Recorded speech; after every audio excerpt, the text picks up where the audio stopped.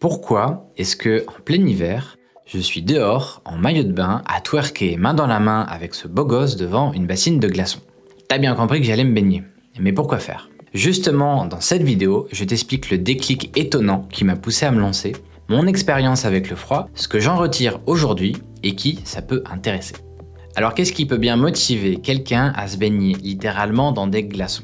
Tout ça, c'est la faute de Wim Hof, alias Iceman, l'homme de glace. Si son nom te dit rien, accroche-toi bien parce que ce mec est une véritable légende vivante. C'est un néerlandais de 65 ans aujourd'hui qui détient de nombreux records mondiaux. Il est connu pour sa capacité à rester très longtemps dans l'eau glacée et pour d'autres trucs comme par exemple avoir grimpé en slip-chaussettes 6700 mètres du mont Everest, soit les 3/4. Bon, allez, on va faire ça rapidement, tu te mets en slip-chaussettes s'il te plaît. Oh, chouette. Ce qui est intéressant dans sa démarche, c'est qu'il n'attribue pas ses exploits à sa génétique, mais à une méthode qu'il a développée et qui combine respiration contrôlée, méditation et exposition au froid.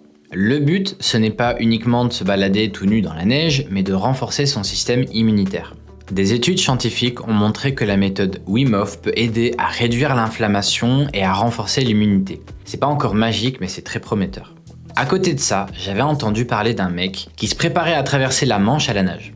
Il expliquait que le plus dur, c'était pas l'effort physique, mais la gestion du froid. Du coup, il prenait des douches froides tous les jours. J'ai trouvé cette idée absolument horrible et réservée à quelques fous furieux. Mais quelques mois plus tard, j'ai fait la rencontre de la charmante et étonnante Sarah, qui m'a invité à venir prendre une douche froide avec elle. Au début, je pensais que c'était une blague, mais pas du tout. J'ai été complètement crispé sous l'eau pendant qu'elle était détente, clairement habituée, parce qu'elle faisait ça tous les jours depuis plusieurs années. Là, c'était le déclic. Si a priori c'est bon pour la santé et le mental, et que quelqu'un d'ordinaire comme moi peut y arriver, alors let's go. Petit disclaimer. Attention, une exposition excessive au froid peut entraîner des risques comme l'hypothermie, des engelures ou des malaises vasovagaux, notamment pour les personnes souffrant de maladies cardiaques ou de troubles circulatoires. Consulte toujours un professionnel avant de te lancer. Ceci dit, comme d'habitude, j'ai passé beaucoup de temps à étudier le sujet et je suis tombé sur un stage en France proposé par Léandre Homer, qui est en fait l'un des jeunes padawans de Wim Hof lui-même. J'ai motivé un pote et on est parti en plein hiver pour passer la journée à étudier et pratiquer la fameuse méthode. On devait être une quinzaine, encadrés par 2 instructeurs, et ce qui est marrant, c'est qu'il y avait pas mal de femmes qui se disaient très frileuses et qui venaient là-bas courageusement pour justement changer leur rapport avec le froid. Je le précise parce qu'il y a beaucoup de personnes qui me disent « c'est pas pour moi, je suis trop frileux ou frileuse ». Si on fait une analogie avec le sport, ça revient à dire « j'ai pas envie de m'entraîner à courir parce que j'ai un mauvais cardio ». C'est pas logique.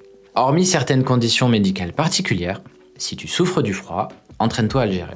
D'abord, on commence par apprendre la théorie sur la réaction du corps face au froid, la gestion de la respiration et du mental.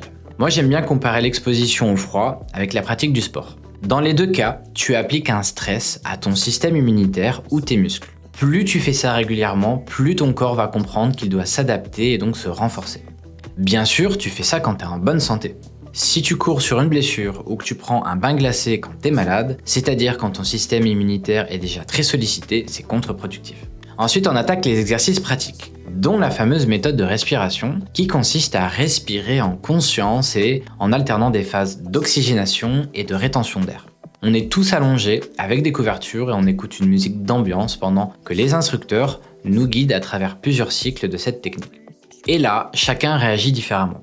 Personnellement, j'ai d'abord ressenti des fourmillements et une légère sensation d'euphorie liée à l'oxygénation et petit à petit, je suis arrivé à un état de bien-être total. Ça peut être intense émotionnellement parlant. J'ai vu des personnes trembler, rigoler ou même pleurer. Cette méthode permet de renforcer le système immunitaire, de réduire le stress et l'inflammation tout en augmentant son niveau d'énergie et de clarté mentale. Bref, tout ce qu'il faut pour nous aider à traverser l'épreuve suivante, 3 minutes dans une baignoire de glaçons. Donc en ce jour frais et nuageux de février, on se retrouve tous dehors juste en maillot de bain. Il y a 2 baignoires remplies de glaçons et on attend d'aller s'y baigner chacun notre tour. Les réactions sont plus ou moins violentes, souvent au niveau de la respiration, mais les instructeurs sont là pour nous accompagner parce qu'en général quand tu paniques, ça dure à peu près 1 minute et après t'es bien. Avec mon pote, on n'a pas eu de réaction. Pas parce qu'on ressentait pas le froid, mais parce qu'on était déjà bien conditionné mentalement et qu'on s'était justement mis au défi de rester stoïque.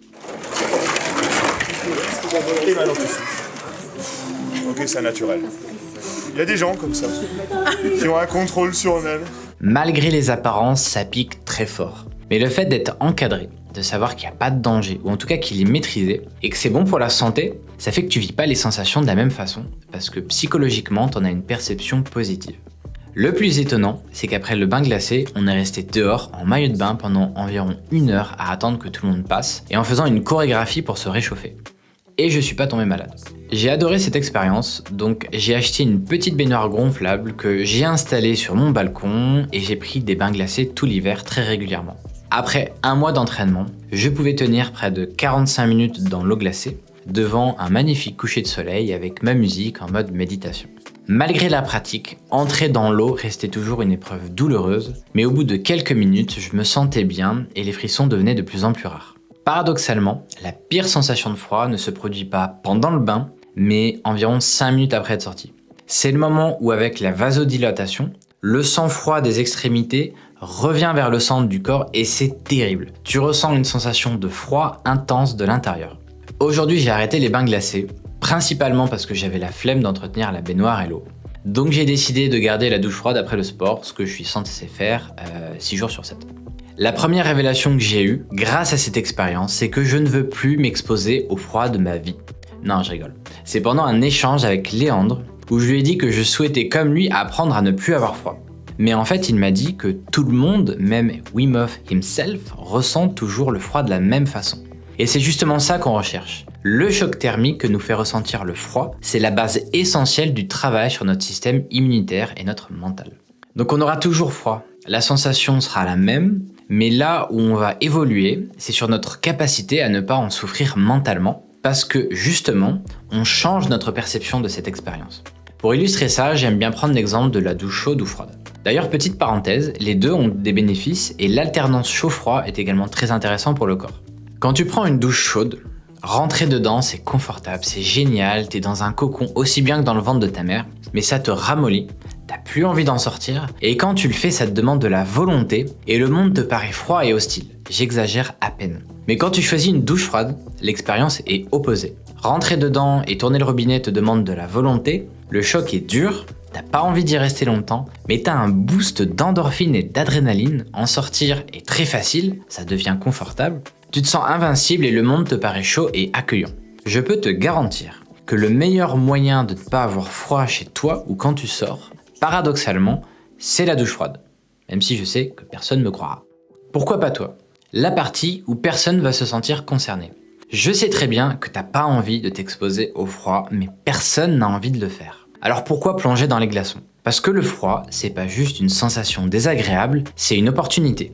Wim Hof a dit: il y a plus que ce que tu vois au premier abord.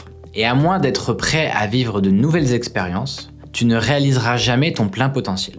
Et c'est justement pour ça que je vis et partage ce genre d'expérience. Pour m'aider et t'aider à réaliser qu'aujourd'hui, une grande partie d'entre nous, moi compris bien entendu, vivons dans un confort constant où les stimulations naturelles comme le froid sont évitées à tout prix, ce qui peut nous affaiblir. Le chaud c'est confortable, pas de problème avec ça. Je crois que j'ai pas besoin de faire une vidéo pour t'en convaincre.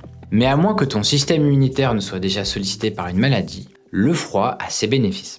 Déjà mentalement, ça permet de travailler ta volonté, ta discipline. Comme pour le sport, t'apprends à ne pas céder à un plaisir immédiat, mais tu choisis l'inconfort pour un bénéfice plus grand. Ça te permet de renforcer ton système immunitaire, donc d'être plus résistant face aux maladies. Le froid permet également de te déconnecter de ta surcharge mentale. C'est une claque qui te ramène directement dans le moment présent. Et ça t'apporte la même sensation de bien-être qu'après une bonne séance de sport. C'est un shoot d'endorphine et d'adrénaline qui peut réduire le stress et améliorer l'humeur. Et accessoirement, ça te permet de mieux gérer la sensation du froid, de baisser ton chauffage de quelques degrés, de faire des économies et donc un petit geste pour réduire ton empreinte énergétique. J'ai fait d'autres expériences sympas sur le froid, donc je te parlerai dans une autre vidéo. En attendant, ça m'intéresse que tu oses prendre une vraie bonne douche froide et que tu me dises en commentaire comment tu t'es senti après. À bientôt et bon courage.